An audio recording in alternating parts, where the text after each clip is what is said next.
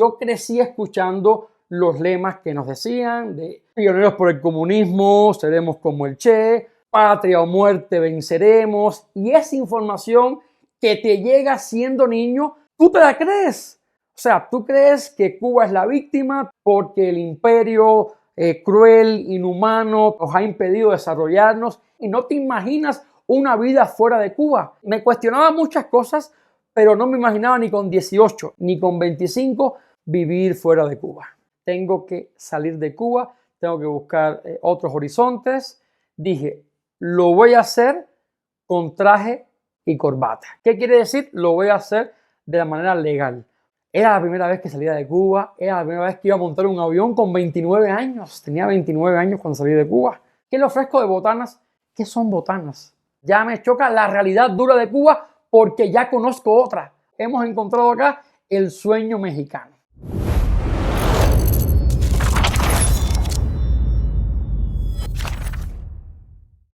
¿Me regalas, por favor, tu nombre, edad y a qué te dedicas?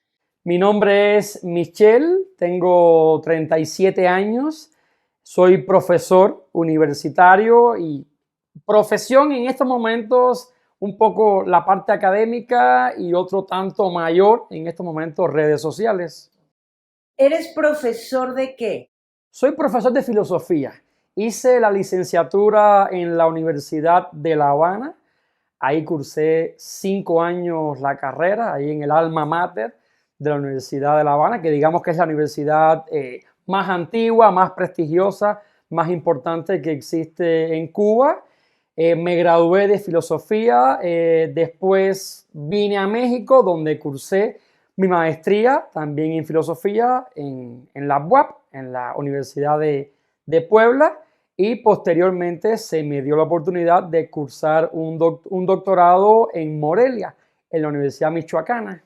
Ok, Michelle, entonces tú estás hablando de que, por supuesto que tanto el hecho mismo de dedicarte a la filosofía como el tipo de filosofía que elegiste estudiar estuvo profundamente influenciado por el lugar donde tú creciste, en este caso Cuba. Uno piensa que es un país sin oportunidades, creo que todos pensamos que conocemos el funcionamiento de Cuba, porque todos nacimos y entonces Cuba ya era un país con un dictador horrible, que no tienes acceso a nada y creo que todos pecamos de creer que conocemos cómo funciona Cuba y por ende cómo funcionan los cubanos y las vidas de los cubanos. Pero quiero hacerte una pregunta.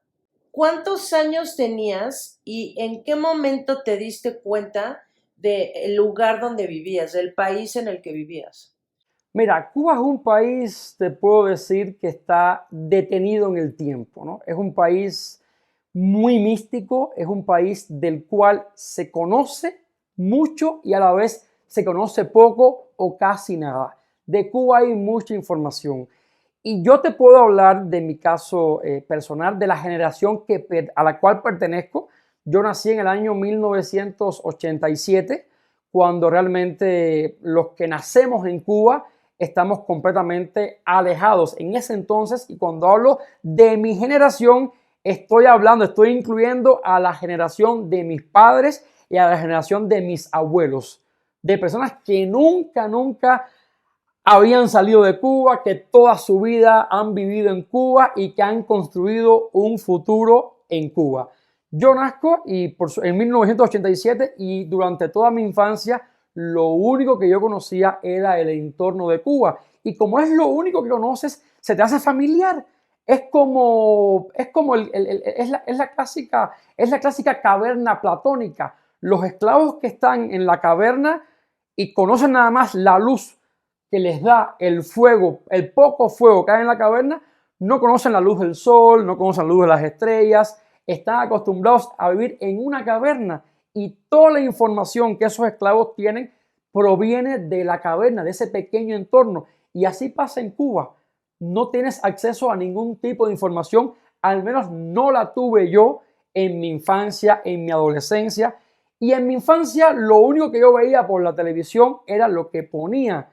Las televisoras en Cuba son televisoras del gobierno. O sea, la información que le dan a los cubanos es una información que pasa por muchísimos filtros, es una información que incluso puede estar o está manipulada y no hay un contraste con otra información y que tú puedas por ti mismo definir con cuál información me voy a quedar. Es una información unilateral la que te está brindando los medios de comunicación en Cuba, que son medios del gobierno, no hay competencia, ¿no? Entonces, así transcurrió toda mi infancia y te puedo decir que en la primaria, todos los niños, y eso ocurre hasta el día de hoy, yo crecí escuchando los lemas que nos decían de pioneros por el comunismo, seremos como el Che, patria o muerte venceremos, y esa información que te llega siendo niño, tú te la crees. O sea, tú crees que Cuba es la víctima, tú crees que en Cuba estamos mal porque el imperio cruel, inhumano, todavía nos ha impedido desarrollarnos, y tú crees con esa información y no te imaginas una vida fuera de Cuba. Crees que tu entorno es el mejor y así creces primaria, secundaria, con ese tipo de información todo el tiempo, muy bombardeado estamos por la información. Y me preguntas, ¿cuándo yo me di cuenta que existía un mundo exterior? Bueno, yo tuve en Cuba la oportunidad de ir a muchos eventos dentro de Cuba, mucha información, muchos congresos desde la primaria, secundaria. Fui un estudiante muy activo. Y aunque iba a congresos, aunque en alguna ocasión, ya siendo adolescente, me encontré en un congreso con un estudiante que era extranjero, lo que me hablaba del extranjero era, no, aquí en Cuba ustedes están bien, aquí en Cuba tienen la educación gratuita, la salud es gratuita, en el extranjero, en el capitalismo, hay que pagarlo todo. Y entonces, a una edad tan temprana, todavía estás un poco confundido. O sea, ¿de qué me quejo? ¿De qué me quejo en Cuba? ¿De qué me quejo de la falta de alimentos? ¿De qué me quejo de la escasez de muchísimas cosas? De tantas limitantes.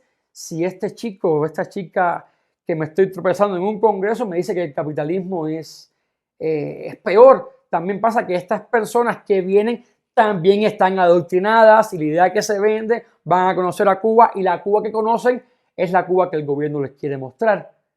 Entonces creces en ese entorno hasta que ya lógicamente uno adquiere cierta madurez, aunque toda la vida hayas sido un niño que te cuestionaras, eras un niño y estabas en un medio que te condicionaba. Yo creo que me vine a dar cuenta de manera clara, de manera concisa, de manera consciente, con mayor madurez, lo que era Cuba con 18 años. Y con 18 años porque ocurre un hecho muy importante que nos marca a todos los jóvenes cubanos, y es que tenemos que pasar de manera obligatoria el servicio militar. En ese momento te lo hacen saber, te conviertes en un instrumento, en un objeto del Estado. O sea, el Estado es dueño de ti, es dueño de tu tiempo, tienes que pasar un año de servicio militar. En el caso mío pasé un año porque tenía carrera universitaria, pero los jóvenes que no tienen carrera tienen que pasar 2 y hasta 3 años de servicio militar. Y cuando estás en ese año que tienes que ir a maniobras militares, que ves de verdad lo que significa la guerra y dices, wow, si es cierto todo lo que me han dicho durante años, que Cuba es víctima, que Estados Unidos los puede bombardear y tengo que pertenecer al ejército, puedo morir. O sea, ¿es esto lo que quiero? ¿Es esta la Cuba que quiero? ¿Es cierto que estamos en peligro de que nos exterminen como isla? Porque es lo que nos han vendido toda la vida. Y en ese entonces dije, militar no voy a hacer. Estoy pasando mi año de servicio porque es obligatorio como miles de jóvenes, pero ya pensaba, entrando en una carrera universitaria, estaba pensando en ese momento en prepararme, en estudiar, en tener un título, pero ya proyectándome para salir de Cuba en un futuro. No sabía cuándo, no sabía en qué momento, no sabía bajo qué circunstancias, pero ya con 18 años a mí se me empezó a sembrar esa posibilidad, esa esperanza de conocer un mundo más allá de Cuba. Ese año, ese momento, fue año 2005, ya había cumplido 18 años, cuando inicié el servicio militar, que es terrible. Tengo muchas cosas que contar, solamente con decirles que estuve 15 días sin bañarme y es como una especie de maniobra militar que estás simulando un campo de guerra y estás 15 días sin bañarte, te dan 3 minutos para comer, es una comida, pasas mucha hambre en el servicio militar y es algo real. Aunque no estás en una guerra real, estás simulando una guerra real. Eso marcó mi vida. Si bien me formó de algún modo, me preparó de algún modo, me fortaleció mi carácter, porque no es algo de juego pasar un año de servicio militar, que sé que en algunos países, no sé si en México me han comentado que es voluntario y es los fines de semana. En Cuba es un año a tiempo completo, que estás alejado de tu familia, sí te marca muchísimo y te empiezas a cuestionar el sistema que impera en Cuba, te empiezas a cuestionar todo lo que te han inculcado y te lo cuestionas todo en ese momento tan crucial de tu vida y con 18 años, ¿no? Que ya no eres un niño, estás terminando tu adolescencia, comienzas a ser un joven. Yo creo que 18 años, una edad que marca muchísimo, porque eres muy, muy, muy joven todavía, sabes que tienes una vida por delante y por supuesto quieres cosas buenas para tu vida. Dices que cuando estabas en el servicio militar, Michelle, pensaste en la posibilidad de que haya algo más. ¿Ya era un sueño irte o sencillamente querías saber qué más existía? Mira, en ese momento no piensas, no te imaginas tu vida fuera de Cuba. Si soy sincero, no me imaginaba mi vida fuera de Cuba. Sencillamente me cuestionaba y quería conocer algo más allá de Cuba.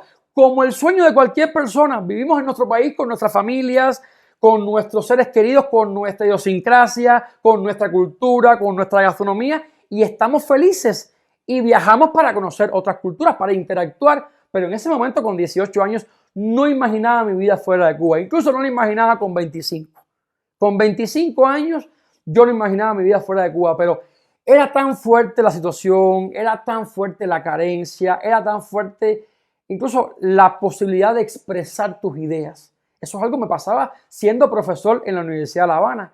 Yo tenía que regirme a una materia, a una disciplina de la carrera y fuera de eso así los comentarios de pasillo, pero no había y yo era valiente, yo era de lo que expresaba las cosas y hay que cambiar cosas en el gobierno y esto no sirve y esto no funciona y más allá de Cuba, ¿cómo es posible que el mundo funcione bien y nosotros que somos una isla rodeada de mar, una isla con una tierra tan próspera, tan productiva, no hay alimentos y no haya pescado para los cubanos? No tiene sentido. O sea, ¿por qué? Yo siempre me cuestionaba, ¿por qué echarle la culpa a un tercero? ¿Qué tiene que ver el vecino con nuestro matrimonio? El matrimonio es cuestión de dos, tienes que ser capaz de resolverlo. O sea, el país es cuestión del gobierno y de los ciudadanos. Que haya limitantes, que no puedas conseguir quizás un producto importado de Alemania, está perfecto, pero se tiene que producir en Cuba lo básico. ¿Por qué hay tanta escasez en Cuba? Pero por supuesto lo que me preguntas, no me cuestionaba ni con 10. No me imaginaba ni con 10, me cuestionaba muchas cosas, pero no me imaginaba ni con 18, ni con 25 vivir fuera de Cuba. Estoy hablando del año 2005, sí, de ese primer hecho. Pero aún así no existía información, porque en Cuba no existía internet, en Cuba no existía la telefonía móvil, o sea, no existía. En el 2008, 3 años después, estaba yo ya en la Universidad de La Habana, estaba en mi carrera y ya uno veía en La Habana, en la capital, veía a alguien con un celular, en Cuba decimos un móvil pequeño y ¿qué es eso? O sea, existe eso. Lo tenía una persona que había viajado. Yo tuve mi primera computadora, mi primera lap, la tuve en el año 2013, con 26 años. Con 26 años tuve yo mi primera lap, que la compré de tercera mano, en el mercado negro en Cuba, en una página que se llama Rebolico. Son de personas que viajan, que la traen, en fin, porque eso no se produce en Cuba. Ni se produce, ni se importa tampoco. Son cubanos que viajan y la llevan. Entonces, en una página que es Mercado Negro, ahí compré mi primera laptop. Yo tuve acceso a internet con 21 años. Tuve un correo, era un correo de la universidad. Tuve mi primer correo Gmail, lo recuerdo muy bien, en el 2014. Mi primer correo Gmail fue en el 2014. Ya siendo profesor en la Universidad de La Habana, ya tenía acceso a Internet, con ciertas limitantes, ciertas páginas que estaban bloqueadas que no podías acceder, pero ya desde ese entonces, desde el 2014, porque era tanta la presión social, o sea, si hay carencias de alimentos, al menos permite que la gente tenga acceso a información, y ya eso cambió la vida para los cubanos. O sea, yo creo que el Internet fue la antesala de un nuevo mundo, al menos permitió tener ilusiones, al menos permitió al cubano tener esperanzas. Le abrió un nuevo mundo, un nuevo abanico de posibilidades, aunque seguías en Cuba, pero con la esperanza de salir, con la esperanza de que, al menos para mí, que era profesor universitario, que era muy joven, tenía 25, 26 años, decía, bueno, esto lo pensé hace 7 años, tenía 18, pasó este tiempo, pero aún sigo siendo muy joven, aún puedo conocer un mundo más allá de Cuba, y el Internet me abrió justamente esa posibilidad. ¿Qué cambió a nivel político en Cuba que entonces hubiera más acceso a la información? Hubo un hecho muy importante a nivel político que cambió muchas cosas. Al menos fue un cambio aparente, fue un cambio necesario. Y voy a hablar de varias cosas, ¿no? En Cuba no había acceso a los hoteles, los cubanos no tenían acceso a los hoteles, estaba nada más destinado para el turismo, y eso ocurrió desde la década del 90, en el 89 se cae el campo socialista, era la única relación o la principal relación que tenía en aquel entonces Cuba con el mundo exterior, las cosas que llegaban a Cuba en su inmensa mayoría, productos, lo que fuera, provenía de la antigua Unión de Repúblicas Socialistas Soviéticas, de la URSS. Se cae el campo socialista y Cuba se ve obligada a abrir hoteles. ¿Con qué intención? Pues con atraer turismo, ¿no? Claro. Pero eran hoteles del primer mundo, eran hoteles capitalistas, eran hoteles que estaban completamente opuestos a lo que defendía el sistema en Cuba. Y los cubanos no tenían acceso a esos hoteles. Y así fue por casi 2 décadas. El cubano no tenía acceso a información, no tenía acceso a Internet. El cubano en Cuba, todos los negocios, no existen en Cuba negocios, no existían en ese entonces negocios. En Cuba todo era controlado por el Estado. Era una economía estatal, no existía la iniciativa privada. Ocurre un hecho político muy importante en el año 2006. Bueno, Fidel abandona el poder aparentemente y entrega todos sus cargos a su hermano, a Raúl Castro, entrega todos los cargos. Y de los cambios que permitió Raúl cuando entró al poder, que digamos que era el mismo poder, pero cambió de un hermano para otro, pero para marcar algunas diferencias, porque yo creo que se dio cuenta que el hecho de dar ciertos permisos a los cubanos no iba a cambiar para nada el poder y el control político. ¿Y qué permitió? Perfecto, que los cubanos vayan a los hoteles. Si tiene algún familiar que le envíe el dinero, que le pague, porque en Cuba no se gana para ir a un hotel. Digo, no se gana quiénes, no nadie, ni un médico cirujano, ni un profesor universitario, ni alguien que realice una operación en la cabeza a corazón abierto, que supuestamente en cualquier país normal debe ganar lo suficiente para quedarse en un hotel. No, eso no lo podía hacer. Abrió el Internet Raúl, pues que tengan información. De todos modos, nosotros no vamos a cambiar nuestro sistema, que el cubano conozca el mundo exterior. Que eso con el tiempo, y sigue siendo al día de hoy, se convirtió en un cuchillito, en un arma de doble filo, porque ya el cubano, la información que ve no es la información que brindaba el sistema, y eso el sistema lo está afectando, porque el sistema critica actualmente las redes sociales, pero el sistema también se sirve de las redes sociales para comunicar las ideas que ellos quieren. O sea, pero tiene que haber también una contraparte, ¿no? Y esas fueron, digamos, yo creo que ese fue el hecho político que marcó un cambio significativo. Ya los cubanos podían acceder a los hoteles si tenías el dinero, ya los cubanos tenían acceso a la información, Internet seguía siendo limitada, pero ahí estaba. Ya un cubano, una cosa importante, Raúl permitió el comercio privado. O sea, si quieres abrirte un negocio, un restaurante, hazlo. Y eso, yo recuerdo que en el año 2010 yo fui dueño de una paladar en Cuba, de una pequeña cafetería. Ahí vendía helados, vendía panes con varias cosas. Yo fui dueño, o sea, tenía una paladar. Pero en Cuba muchos empezaron con 1, 2, 3, 4 restaurantes, lo que es normal. La iniciativa privada te va bien en el negocio y empiezas 1, 2. Y Raúl dijo, en Cuba no pueden haber millonarios. Y ya el gobierno empezó a caerle a los que tenían 1, 2, 3, 4 restaurantes, a los cubanos que estaban siendo prósperos y que estaban brindando un servicio de calidad.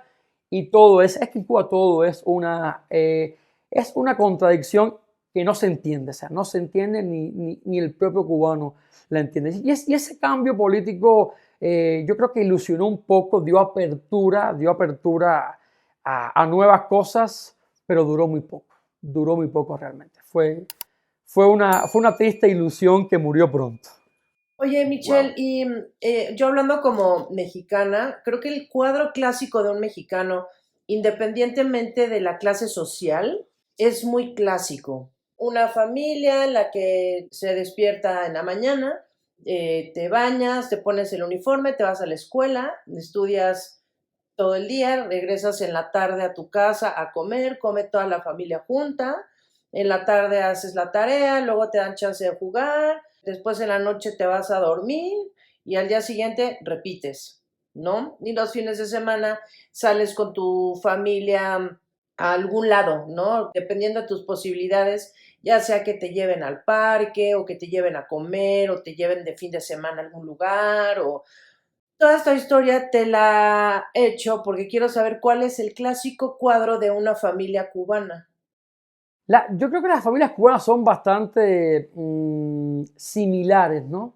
Ahí yo creo que el comportamiento, la cotidianidad diaria es bastante semejante, ¿no? Es la familia tradicional, normal, común, pues básicamente es llevar los niños al colegio, con la merienda. En mis tiempos de infancia era a veces un pancito con un poquito de aceite. Yo soy niño de periodo especial en Cuba.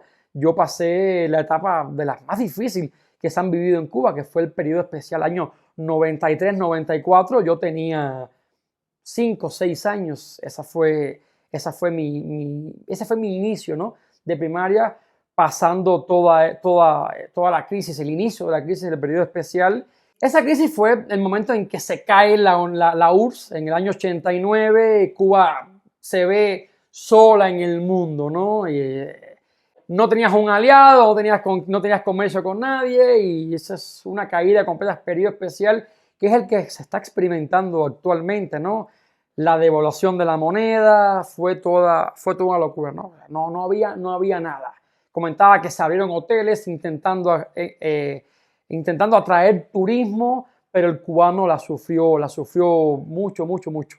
Y cuando vive una vida común, sí es una vida muy tranquila. Mira, antojos, dice fines de semana. Yo fines de semana me los pasaba, ¿sabes qué? En el barrio, en Cuba decimos mataperreando. Mi infancia fue mataperreando. ¿Qué es mataperrear en Cuba? A veces andaba descalzo, jugando el trompo, las bolas, aquí decimos las canicas, empinaba palotes en el tiempo me iba para el río a nadar. En mi municipio tenemos un río y esa era mi diversión, ¿no? Era muy niño de pueblo, y eso pasa en toda Cuba. Yo iba a la playa en las vacaciones y a veces era un sacrificio mis padres conseguir el transporte, una excursión. Vivía en Habana Campo, ya no es Habana Campo, es actualmente provincia Artemisa, pero planificar un viaje a La Habana, a la capital, era un sueño. Era una vez al año en un autobús, ir a los lugares turísticos de La Habana. Eso era un sueño. O sea, la vida era dedicada de niño, era a estudiar. La comida no había, yo casi no comía en Cuba un chocolate, casi no comía. Mis padres, para conseguirme un dulce era un sacrificio por la parte económica y por la parte de encontrarlo. No se encontraba en ninguna parte. Los dulces que yo comía eran muy caseros. Era el dulce de coco que hacía mi abuela, porque teníamos un patio, el dulce de guayaba, las guayabas del patio, dulce de naranja, todo era muy, muy, muy casero. Pero algo empacado, unas galletas, eso nunca lo conocí. Y así, y básicamente la vida cotidiana en Cuba, el día a día en Cuba, decimos que es la lucha diaria del cubano. Esa es una frase muy típica. ¿Qué cosa es la lucha diaria del cubano? Es la madre viendo qué hace de cocinar, es el padre viendo qué consigue para traer a la casa. Esa es la lucha constante del cubano en su inmensa mayoría y el cubano en su gran mayoría. Y el cubano feliz cuando tiene un familiar en el extranjero que le envía unos dólares. Eso fue en los 90 y sigue siendo al día de hoy. Qué bueno que me enviaron unos dólares y puedo comprar una mantequilla y puedo comprar algo diferente, ¿no? Esa es la ilusión del cubano con el familiar que está afuera y así transcurre la vida diaria del cubano. En Cuba es una vida muy, muy, muy tranquila.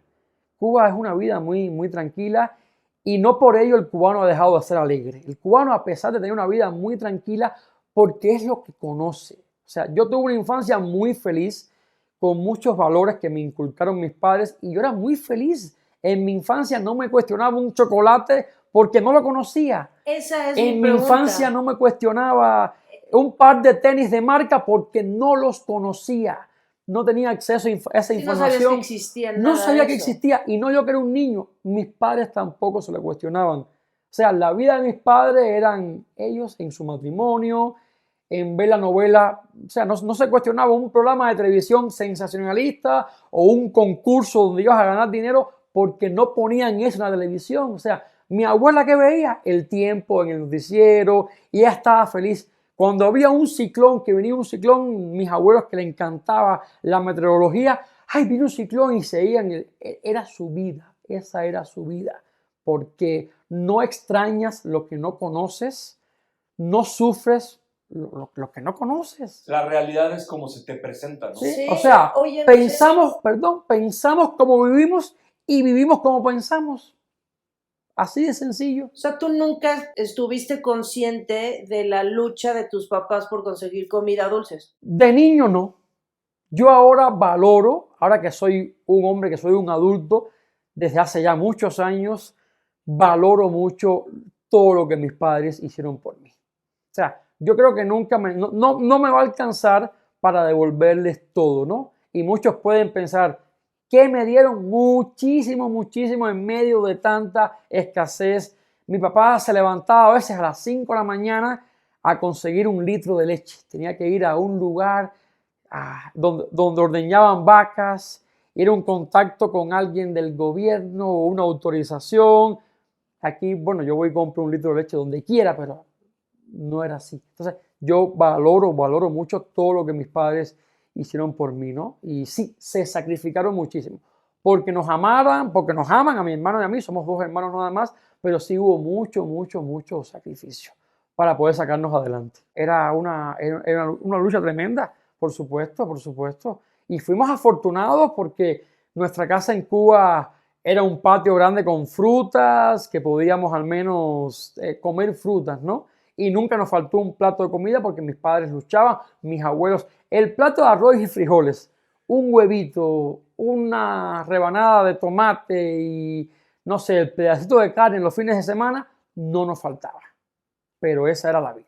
¿Y tu casa, Michelle, esa casa de dónde vino? ¿De quién era esa casa donde tú viviste? Esa casa era casa de mi abuelo, de mis abuelos maternos, que a su vez fue casa de sus padres. Es una casa construida en 1890, comienzos ya del siglo XX. Sí, era casa, yo me imagino que si me voy más en el árbol genealógico, quizás los tatarabuelos de mi abuelo eran españoles, quizás compraron en un momento la propiedad ahí en Cuba.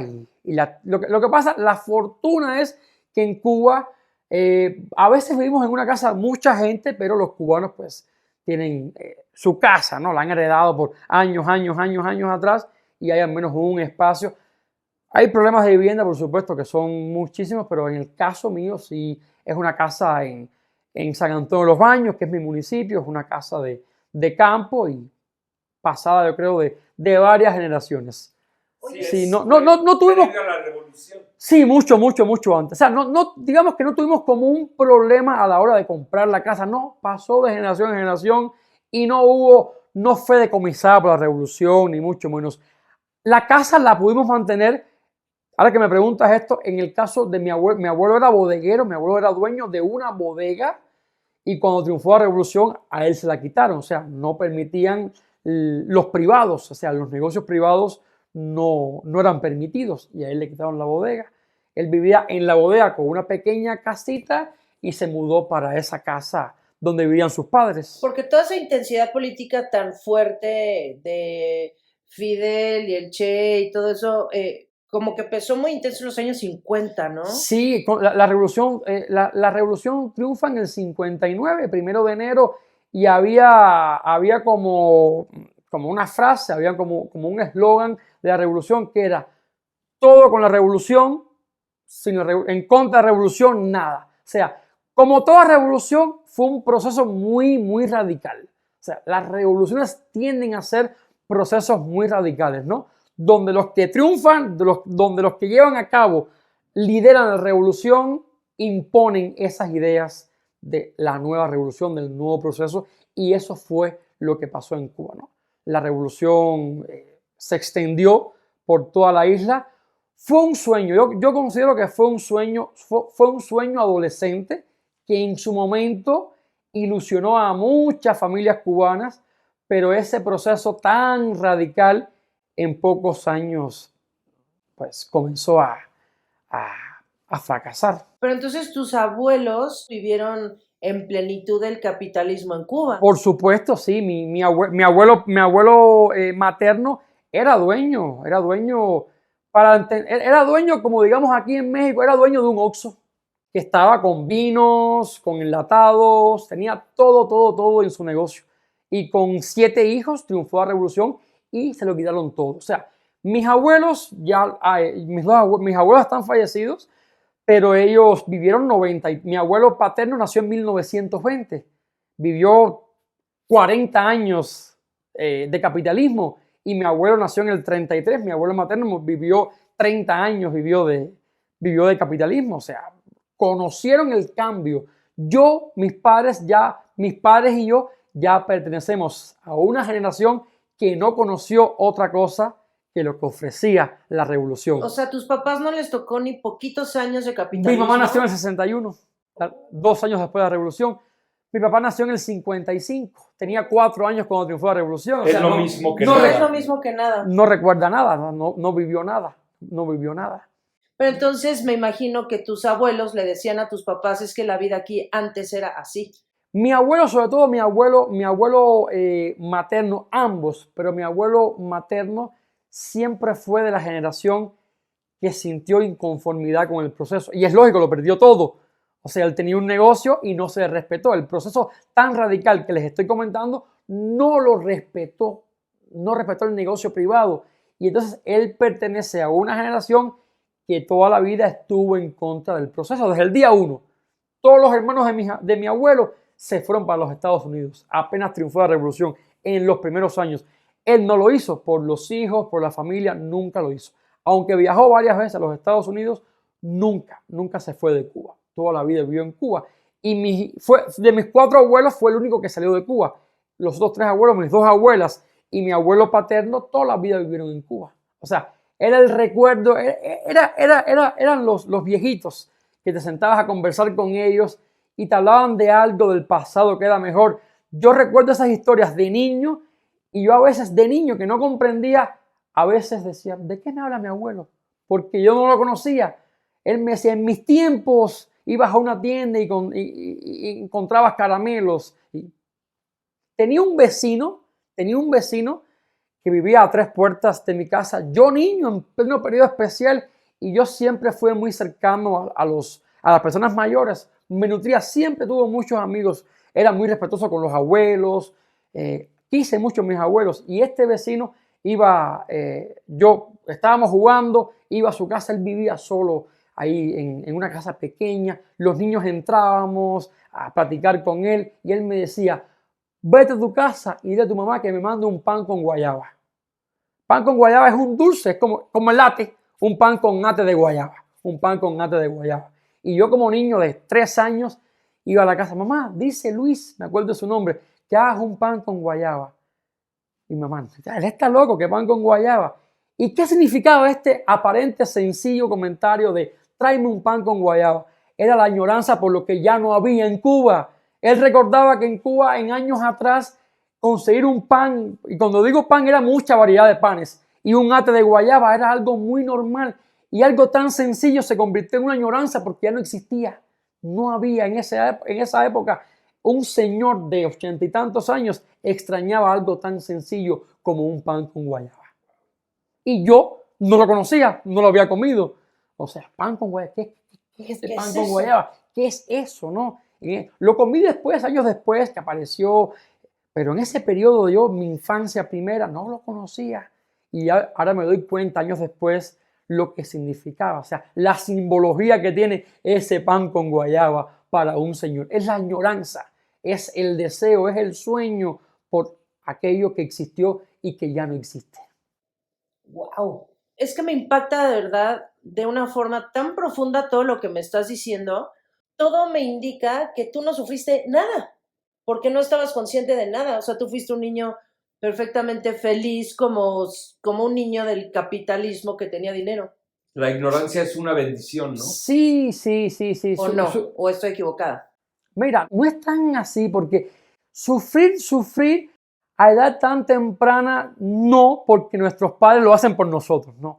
Se sacrifican ellos para que nosotros lo mínimo indispensable no nos falte. Si hablo tal cual en tu primera infancia. En mi primera infancia sí fui muy feliz. No, sí fui muy feliz. Sí fui muy feliz porque no me cuestionaba lo que no conocía. Sí fui muy feliz. Mis padres, gracias a Dios, se encargaron de darme lo que ellos podían. En ese momento no me cuestionaba tanto la escasez de Cuba. Sí, o sea, tú para tu primera infancia lo piensas y tenías todo. Sí, tenía todo. Mi tío, el hermano de mi papá, tenía un coche, un Ford del 49. En Cuba son los coches clásicos. Mi abuelo tenía un pedacito de tierra ahí que sembraba sus cacahuates, sus jitomates. Y yo estaba feliz. Yo iba los fines de semana a ver a mis abuelos maternos, y mi abuela me hacía una carne asada, me compraban un pan con lechón. Para mí un pan con lechón era un antojo. ¡Ay, qué rico un pan con lechón! Quiero ir a ver a mis abuelos porque me van a comprar un pan con lechón. Yo tiempo después entendía que ese pan con lechón se lo dejaban de comer ellos para dármelo a mí. Pero en ese entonces, porque yo decía, ¿y por qué en la mesa hay un solo pan con lechón? La comida para todos, que es el arroz, los frijoles, la ensalada, lo que se podía, y yo quería mi pan con lechón. Y salía mi tío y compraba el pan con lechón. Lo normal hubiese sido un pan con lechón para todos. No se podía. Yo de niño, yo estaba feliz con mi antojo, con ese antojo cumplido, ¿no? Hablando de antojos. Recuerdo siempre, hay una historia que mi mamá le encanta mucho, la señora de las alas de pollo, ¿no? Que hablaban de las abuelitas que en la época crítica, y sigue siendo hasta el día de hoy, que se comían nada más las alitas de pollo. Y los niños decían, mamá, ¿por qué te comen? No, es que a mí me gustan las alitas. Porque no había pollo para todos, no había pierna, no había pechuga para todos. No, ustedes cómanse la pechuga. O sea, el sacrificio de los padres por los niños. A mí me encantan las alitas, ¿no? Es lo que me gusta a mí. Que está bien, te puede gustar las alitas, pero debes tener ambas opciones que puedas elegir libremente porque hay para todos. Sí, debe haber caso de sacrificio. Es sacrificio. Debe haber piernas, alitas para todos y cuello y patitas para todos. Tú eliges lo que quieras, pero no por sacrificio, sino por gusto, porque lo deseas. Claro. Ok, entonces tu primera infancia, pues feliz. Sí, tuve una infancia. ¿Y en qué momento tuviste como una sensación de, tengo hambre? O... Mira, ya en la secundaria, claro que ya a veces iba para la secundaria y comíamos muchas veces, mi hermano y yo, una pizza y un refresco. Y mi mamá como que guardaba lo mejorcito para... En Cuba desayunamos, almorzamos, que es lo que sería comida en México, y comemos, que es lo que sería cena en México. Oh. Mi mamá dejaba lo mejor para la tarde, o sea, el pedacito de carne. En la mañana, a la hora de almuerzo, con cualquier cosita se resolvía, ¿no? Con un pancito, Bueno, comíamos pan con tomate, pan con jitomate y un poquitico de aceitico. O un pan con mayonesa. Un pan con mayonesa era un pan ya, o un pan con mantequilla. Ya el aderezo se convertía en el plato fuerte. No es que le pongamos una milanesa y mantequilla embarramos, no, el pan con mantequilla, ese era el plato fuerte. La mantequilla era el plato fuerte. Y ya uno cuando es adolescente, ya hormonalmente tienes más hambre, estás creciendo, estás también en la etapa de desarrollo y sí, es un momento que quieres más. Y dices, quiero un chocolate. A veces veías en la escuela a un niño con un chocolate porque se lo trajeron de afuera y uno se cuestionaba.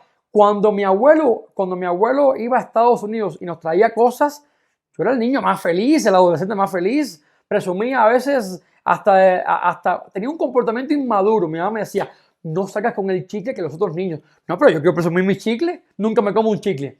Y salía yo feliz mascando mi chicle. Y son cosas que uno va creciendo y empieza a entender. Pero ya cuando llegas a 17, 18 años, dices, no soporto. No soporto esta vida de tanta escasez. Ya te conviertes en un joven, en un adulto, ya estás trabajando, ya tienes información y dices, no, ya quiero salir de esto.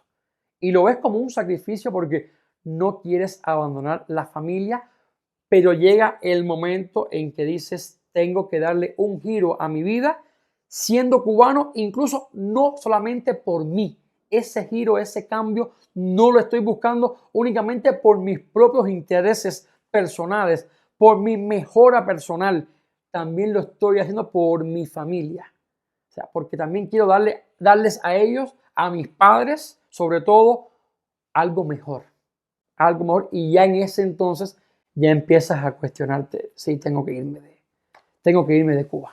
He tenido la oportunidad de conocer varios Méxicos. O sea, Claro. el México de Polanco, Ciudad de México, y también un México ya más austero, un México de pobreza. ¿Por qué no? Hay también hay pobreza. Hay pobreza extrema. He tenido la posibilidad de conocer comunidades que son declaradas de alta marginación por muchísimos factores, ¿no? Económicos, sociales, y ahí aún, incluso en esas comunidades, te puedo mencionar, no, para hablar con elementos, una comunidad que es de las más pobres que hay en el estado de Puebla, el municipio San Sebastián Tlacotepec. Eso está a 7 horas de la capital poblana, estado de Puebla. San Sebastián Tlacotepec, estado en ese municipio, son comunidades de alta marginación, incluso en ese lugar que no hay ni internet, tienes que conectarte también con tarjetas, las compras en una tiendita.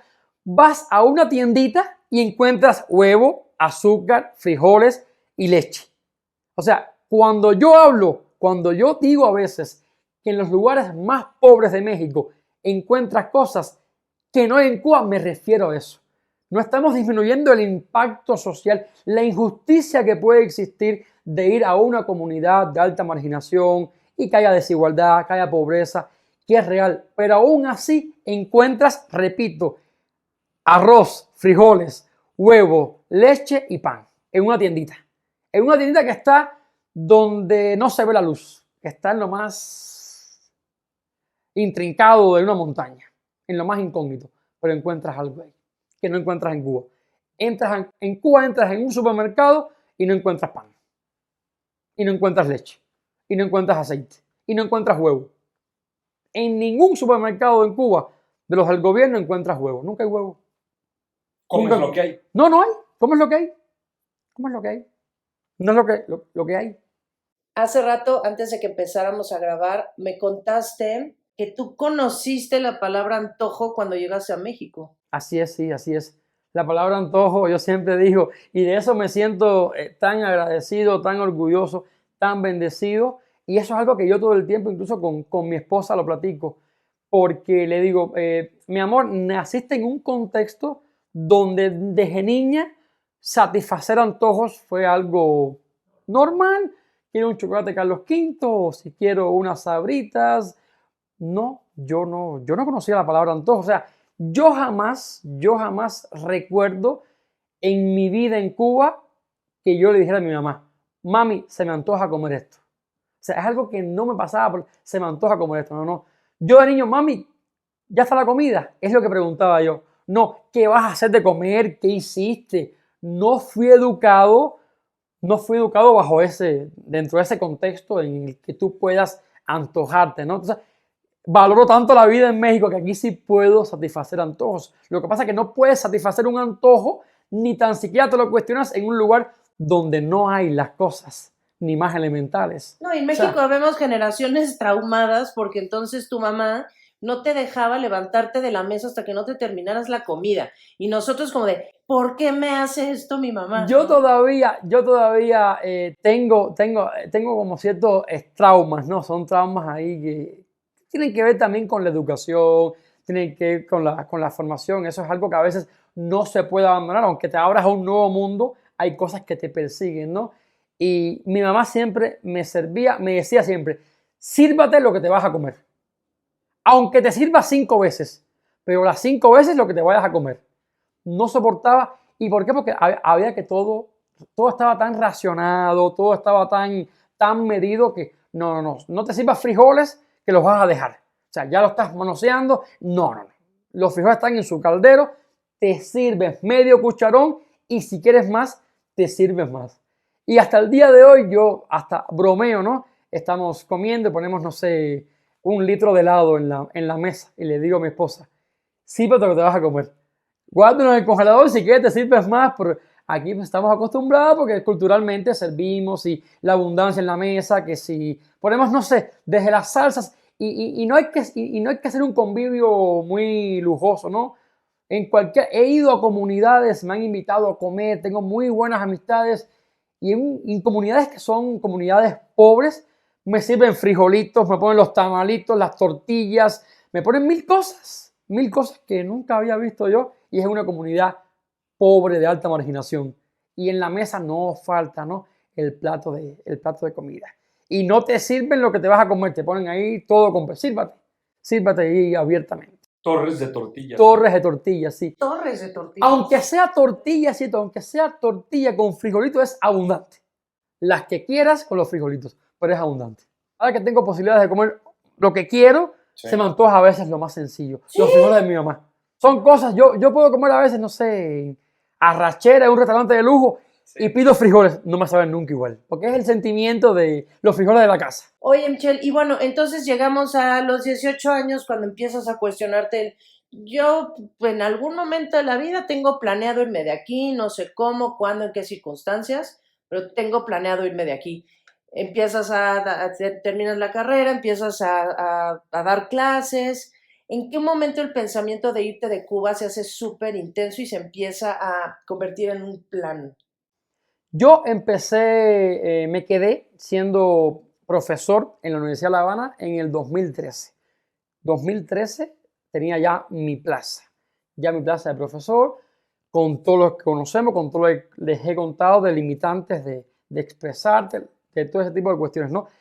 Lo que ganaba yo creo que fue uno de los mayores detonantes. O sea, yo ganaba en aquel entonces, año 2013, ganaba unos 500, era un poquito menos, eran casi 500 pesos cubanos. Estamos hablando de 25 dólares americanos, estaríamos hablando de unos 400 pesos mexicanos, una miseria. Se me acababa, ese dinero se me iba todo prácticamente en el transporte. No, el salario mínimo en México creo que es de 217 pesos diarios, una cosa así. Sí. Diarios. O sea, y es 4,000 pesos al mes, es bastante poco. En México Sí. es bastante poco actualmente. También las cosas han subido. En Cuba, con 400 pesos mexicanos al mes, se me iban en nada. Se me iban en el transporte. Y tenías una plaza de maestro. Y tenía una plaza de profesor en la mejor universidad del país, ¿no? Ya yo empecé a ver eso como aprovechar, ¿no? Decimos aprovechar, lo vi hasta como un tiempo muerto. ¿A dónde me está llevando esto? Voy a aprovecharlo, tengo el internet. ¿Y por qué digo el internet, no? ¿Por qué voy a aprovechar esta oportunidad? Sí, de profesor, no gano nada, no voy a vivir con esto, no llego a ninguna parte, pero tengo el internet. Y ya yo empecé en ese momento a decir, déjame buscar plazas en alguna universidad. Ya buscaba en otros lugares, ¿no? Que si en Europa hay, en Latinoamérica, en Estados Unidos, déjame buscar, déjame ver qué. Y no se me presentaba nada. Y un amigo viene a México a través de otro amigo que, en Cuba, que ya vivía en México, y él viene aquí a hacer una maestría. Y bueno, él me habló de, mira, en México hay una maestría, y dije yo, en México. Yo tengo también, desde México, tenía conocimiento porque mis abuelos toda la vida veían las películas de Pedro Infante, de Jorge Negrete, y México es muy conocido en Cuba, ¿no? Muchos artistas cubanos triunfaron en México. El Benny Moré, Celia Cruz, tenemos mucha identidad, mucha cercanía geográfica, somos el mismo idioma, somos igualmente de alegres, hay muchas similitudes entre los mexicanos y los cubanos. Y eso a mí me alegró mucho, irme para México. Me encanta, me encantó, me encantó la opción, me ilusionó muchísimo. Y dije, bueno, tengo que aprovechar aquí que tengo internet. Y digo internet porque yo me dediqué en ese entonces, año 2014, me dediqué a vender coches antiguos en Cuba. Yo era como un intermediario. Alguien, como no había internet, señores que tenían un coche antiguo, yo quiero vender mi coche, yo te lo anuncio por internet. ¿Tienes internet? Y yo anunciaba los coches en mi computadora en la Universidad de La Habana. A veces iba días que no tenía que dar clases sencillamente por anunciar el coche. Y vendí. Entonces empecé a reunir dinero. Con eso empecé a reunir dólares americanos, reuní mi dinero y dije, bueno, con esto para pagarme el pasaje de avión, pagarme las cosas para poder. Tenía que también legalizar mis documentos. Tenía que legalizar mi acta de nacimiento, mi título de licenciatura, mi certificación de notas, varios documentos que tenía que legalizar en la Embajada de México en Cuba. Tenía ese amigo aquí en México con ese contacto. Bueno, año 2016, comienzo de 16, hago mis exámenes. Era una maestría con beca CONACYT, que es una beca que te pagan una mensualidad muy, muy buena, es muy buena, te permite vivir, ¿no? Te puedes rentar. Y dije, perfectísimo, se me abrió una tremendísima oportunidad, no la voy a desaprovechar. Y en el año 2016 me vengo a México, en agosto de ese año, me vengo a cursar la maestría. Es una maestría de 2 años que yo no tenía en un inicio pensado vivir de manera definitiva en México porque no sabía de qué iba esto. O sea, Pero a ver, espérame, antes de que nos platiques eso, bueno, de entrada es evidente que buscaste venirte a México de forma legal, porque hay mucha gente que me imagino que piensa que no puedes salir de Cuba. yo siempre dije, cuando ya yo tenía pensado siendo profesor con 25 años, que dije, tengo que salir de Cuba, tengo que buscar otros horizontes. Dije, lo voy a hacer con traje y corbata. ¿Qué quiere decir? Lo voy a hacer de la manera legal. Porque en Cuba hay toda una historia y cada historia es siempre, lo digo, lo voy a decir, lo aclaro, cada historia de vida es 100% respetable. Cada quien toma decisiones y las acciones de cada persona son resultado de determinadas circunstancias. Los cubanos que históricamente se han ido en balsas para los Estados Unidos, que han arriesgado su vida, todos mis respetos. Yo siempre dije, yo no tengo ese valor. Yo no tengo el valor de irme de Cuba, aunque quiera irme, aunque quiero irme, no lo voy a hacer de ese modo. Voy a explorar, me voy a quedar con un salario que no me alcanza para nada en la Universidad de La Habana, pero con el internet para buscar opciones. Y dije, me voy de manera legal. Entonces, ¿qué significa? Sí, sí hay la manera legal de salir de Cuba. En mi caso fue una manera 100% legal. Yo hago mi examen, una vez que que realizo mi examen, que lo apruebo, aquí la UAP me envía la UAP en el estado de Puebla, la universidad me envía una carta de aceptación y con esa carta de aceptación yo la presento ante la Embajada de México en La Habana y el consulado me otorga una visa de estudiante porque estoy aceptado por una universidad de México. La Embajada de México en mi país, en este caso Cuba, me otorga visa de estudiante. O sea, yo vine por visa de estudiante. Hay muchos tipos de visas. Mi visa inicial fue visa de estudiante. Ok, y entonces lo que me gustaría mucho saber ahora es qué, qué sentiste, qué pensaste y cómo le dijiste a tus papás, a tu familia en general, que te habían dado la visa de estudiante. Yo siempre he contado afortunadamente con el apoyo de mis padres. Yo siempre he dicho que desde Cuba, cualquier locura, ellos me la han apoyado. Yo me fui para la Universidad de La Habana, que era en otra provincia. Me fui a vivir para La Habana. Ellos desde ese inicio me lo apoyaron. Les dije, yo no puedo quedarme viviendo aquí en mi municipio porque aquí no voy a lograr nada. Tengo que irme para La Habana. Y ellos lo apoyaron siempre. Claro que las salidas, el hecho de que decidas migrar, irte de tu lugar de origen, es muy, muy fuerte. Pero yo conté con el apoyo recuerdo ahora que me hicieron hasta toda mi familia, somos muy unidos. Me hicieron una fiesta de despedida y todo. Me cantaron, fue como un cumpleaños. No estaba de cumpleaños, pero estaban celebrando el éxito de que había logrado. O sea, es que también para una familia cubana que un hijo logre salir del país y de manera legal es algo que las familias cubanas se sienten orgullosos. Porque ¿cuántas madres sufren? Yo le decía a mi mamá, yo me estoy yendo, pero tengo una beca, voy a tener donde quedarme, tengo ciertas garantías. ¿Cuántas madres no tienen información de sus hijos porque se van de manera ilegal por terceros países, dan un recorrido hasta llegar a Estados Unidos, que es el propósito de muchos cubanos, otros no, pero no tienen información ninguna de sus hijos? Y tú sabes al lugar que voy, sabes lo que voy a hacer. O sea, estamos bendecidos, somos una familia bendecida, porque tu hijo se está yendo, pero para superarse profesionalmente. Se está yendo a un país que hablamos el mismo idioma, que tenemos muchas semejanzas culturales. Y yo siempre sentí el apoyo. Que lloró mi mamá, por supuesto. O sea, las separaciones nunca son sencillas. Nunca. Y más que yo viví toda mi vida con mi mamá. Aunque me fui para La Habana, estaba en el mismo país y yo viajaba. Pero ahora no sabía cuándo iba a regresar a Cuba, cuándo iba a volver a verla. Siempre te queda ese sentimiento que provoca el distanciamiento, ¿no? Y con un hijo. Pero gracias a Dios, sí tuve mucho apoyo. Y entonces, ¿qué sentiste cuando te estabas despidiendo de tus papás? No, fue fuerte. Son sentimientos encontrados.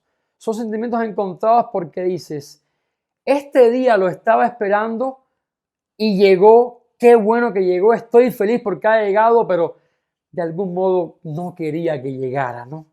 Porque ese sentimiento de despedirte, de desprenderte, de aventurarte a lo desconocido, porque irte de tu zona de confort, no todos nos aventuramos a irnos de nuestra zona de confort. O sea, las zonas de confort a los seres humanos nos dan tranquilidad emocional, espiritual. O sea, tener el plato de comida, aunque sea pobre, garantizado, te da más tranquilidad que aventurarte a un buffet, pero no sé si voy a poder acceder a ese lugar.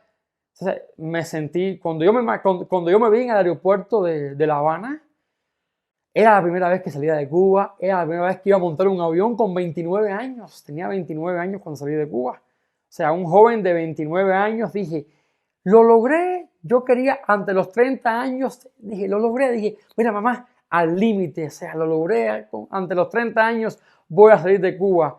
Pero era una mezcla de alegría, de tristeza, también de incertidumbre. También mucha incertidumbre. No todo es color de rosa. O sea, cuando tú decides migrar, lo dejas atrás todo. Eso es algo que únicamente los migrantes específicamente podemos entender, ¿no? Migrar no es fácil. Por eso yo siento tanta empatía con las personas que migran, porque sé lo que significa. Sé lo duro que es migrar, sé lo duro que es alejarse hasta de lo más básico, ¿no? Pero siempre lo pongo en una balanza y cuando lo haces, digo, esto valió la pena. Y me di cuenta, antes de poner un pie en suelo mexicano, que yo despegué, dije, este es un mundo nuevo que estoy conociendo, que me monté en vez primero en un avión, que el avión rompió la gravedad, que yo estaba llegando ya a la Ciudad de México, que veía la Ciudad de México, una ciudad que nunca en mi vida había visto esto. Yo creo que todo sacrificio tiene recompensa, siempre y cuando eres constante y perseveras en tus sueños. Dije, no voy a abandonar este sueño. Este es un gran sueño y sé que me va a traer cosas muy buenas. Yo cuando salí, que tuvimos esa fiesta de despedida familiar, les dije a toda mi familia, lo hago por mí, lo hago por ustedes, porque aquí y me lleno de orgullo que lo he podido lograr porque le dije a mi mamá y mi papá, yo los voy a sacar de Cuba. Ustedes, yo sin haber venido a México, ya tenía mi visa, tenía mis pasajes comprados, a unos pocos días del viaje inicial, les dije, yo no he ido a México todavía, pero ustedes también van a conocer México. Y eso, por supuesto, es el resultado de emigrar y de aventurarte a lo desconocido. Y cuando te estabas despidiendo de ellos, ¿recuerdas qué te dijeron? Mi mamá lloró, mi mamá fue a cuando fueron a despedirme, únicamente fue mi mamá y mi hermano. Ellos dos fueron y fue a despedirme mi padrastro, porque mis padres están divorciados ya desde hace 20 años, tienen muy buenas relaciones, pero están divorciados hace ya 20 años. Fue mi mamá, fue mi padrastro, que es como un segundo padre para mí, y fue mi hermano y mi mamá. Cuídate mucho, no importa que tardemos en volver a vernos, lo importante es que tú seas feliz y que cumplas tus sueños. Tú lo mereces, eres muy bueno, eres muy noble, me digo nosotros, mi mamá habla muchísimo, me digo nosotros, esas son cosas que me duelen, que me dolieron, que me llenan, que me tocan muy adentro, porque tú mereces esto, porque tus padres y yo te amamos muchísimo, pero nunca te hemos podido dar nada. Y yo le dije, mi mamá me dice, te dimos únicamente la vida. No, mamá, me dieron la vida y me han dado los mejores valores y esto es gracias también a ustedes. O sea, esto lo hago por ustedes y esto es porque nos vamos a separar, pero vamos a vernos muy pronto, muy pronto, muy pronto. Y esto es por el bien de toda la familia, de nuestra familia cubana y por supuesto que lo vamos a lograr.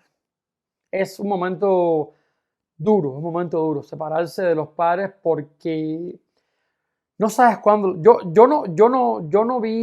salí de Cuba en el 16 con mis 4 abuelos vivos.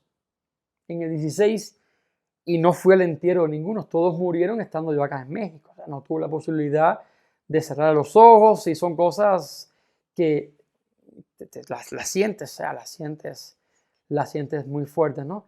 Y ya no están tus abuelos y piensas ahora en tus padres, ¿no? Porque por ley de la vida son los que siguen.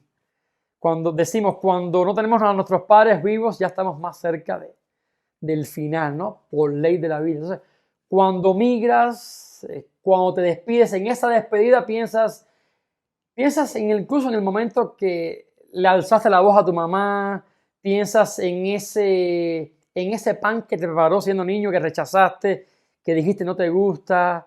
Piensas en todos esos momentos familiares que construiste y no sabes si lo vas a volver a vivir. O sea, es el sentimiento fuerte que experimenta el migrante cuando sale de su país. No importa, puedes salir del país más malo y te vas a dirigir al país mejor del mundo por estándares que existan. Pero es tu país, son tus orígenes y sobre todo es la familia que te vio crecer. Claro. Entonces se despiden en el aeropuerto, te subes al avión y es como una escena hasta hollywoodense, ¿no? O sea, te subes al avión y subirse al avión es una experiencia muy intensa cuando lo haces por primera vez. Muy. Yo tenía hasta el horario y lo veía como algo impresionante. Y fue con una aerolínea mexicana que ya no existe, Interjet, que ya con pandemia creo que ya dejó de existir. ¿Y qué venías pensando? Mira, en ese momento fui rodeado de cubanos. Ahí en ese vuelo íbamos varios cubanos que teníamos el mismo objetivo, ¿no? Y eso de algún modo, y cuando digo el mismo objetivo, todos veníamos a México a estudiar en México, ¿no? O sea, era por gente joven. Sí, éramos jóvenes, ¿no? Habíamos ahí un grupito quizás de 7, 8 personas que éramos cubanos, que veníamos en el mismo vuelo, que veníamos a estudiar. Yo era el único que venía para la ciudad de Puebla. Todos venían para la Ciudad de México y yo iba para la ciudad de Puebla. Y ahí nos poníamos a conversar, para todos era nuestra primera vez. O sea, primera vez que estábamos dentro de un avión, primera vez que veíamos un avión despegar, primera vez que veíamos las nubes. O sea, primera vez. Y qué orgullo, porque yo montado más de 50 aviones en mi vida ya en 8 años, lo que no hice en 29 años. O sea, mire cuántas oportunidades he tenido por haber tomado esa decisión. Y en ese momento piensas justamente en lo que vas a lograr. ¿Lo alcanzaré? ¿Esto es lo que quiero realmente? Incluso te llegas hasta a cuestionar, ya no hay vuelta atrás porque ya el avión despegó, pero dices, ¿habré hecho lo correcto? dejar a mis padres, a mi familia. O sea, ¿por qué no me quedé en Cuba luchando por un cambio en Cuba? ¿Habrá sido esta la opción más fácil, más cómoda? Y después dicen no. O sea, creo que a cada quien nos corresponde una misión determinada. Y decía José Martí, el poeta nacional de Cuba y apóstol de la independencia cubana, se está mejor donde se es más útil. Y yo le dije a la mamá, yo voy a ser más útil en México que en Cuba, porque en Cuba no puedo ni ayudarte. Hubo un momento que en Cuba yo sentía vergüenza de mi abuelo, porque mi abuelo de 80 y tantos años era quien mantenía la casa, sus hermanos le mandaban de Estados Unidos y yo tenía hasta vergüenza porque yo estaba reuniendo para mi viaje a México. Yo no puedo seguir toda la vida. Entonces, en ese momento que estoy montado en el vuelo, lo estoy haciendo para cambiar esta realidad. Agradezco tanto a mi familia, todo lo que ha hecho por mí. Me toca a mí ahora cambiar mi realidad y cambiar también la de ellos. No, en ese vuelo, ¿qué te puedo decir? Momentos de silencio, momentos de reflexión, momentos de angustia, de tristeza. Fue un vuelo, me pareció una eternidad también, un vuelo de 2 horas y media. Me pareció que estuve, no sé, una eternidad. Llegas a lo desconocido, no sabes, o sea, lo bueno que nos estábamos apoyando y qué hacemos ahora, ¿no? Ya me habían indicado cuando llegas al aeropuerto de Ciudad de México, porque en el aeropuerto, Cuba tiene 16 puertas de embarque. Ese es el aeropuerto de La Habana. O sea, todos ahí mismo, allá, 2 cafeterías, pero cuando llegas a Ciudad de México es una locura. Yo decía, ¿qué voy a hacer cuando llegue? Pues voy a seguir a las masas, ¿no? Sigo a las masas y todo el proceso. Llega siendo extranjero, que es primera vez que llega. Y también el temor, porque hay muchas historias, o sea, y con relación a cubanos, yo también tenía un temor en ese vuelo. Una de las cosas, o sea, pensando en sueños, pensando en la familia, lo que quería hacer, pero tenía una preocupación real, que le pasaba a muchos cubanos. Decía, ¿no me dejarán entrar a México? Era una preocupación real. A ver, yo vengo a hacer una maestría, tengo mi visa ya aprobada, o sea, me estoy montando en un avión de una aerolínea mexicana porque todo está en orden, pero hay un temor real, porque inevitablemente el origen te marca.